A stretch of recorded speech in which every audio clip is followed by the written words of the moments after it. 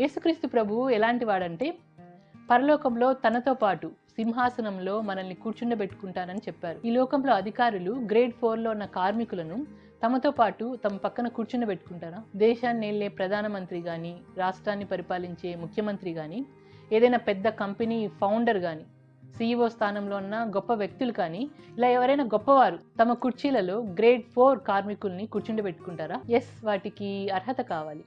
మరి అర్హత సంపాదించాకైనా ఒక రాజు తన సింహాసనంలో చివరికి తన కుమారుణ్ణైనా తన తర్వాతనే తన సింహాసనంలో కూర్చొనిస్తాడు. మరి యేసుక్రీస్తు ప్రభువు ఏ అర్హత లేని మనకు పాపం అనే అనర్హతను తీసేసి పరిశుద్ధత అనే అర్హతనిచ్చి తన సింహాసనంలో తన ప్రక్కన కూర్చుండబెట్టుకుంటానంటే అసలు ఆయనలో 1% అయినా స్వార్థం కనిపిస్తోందా?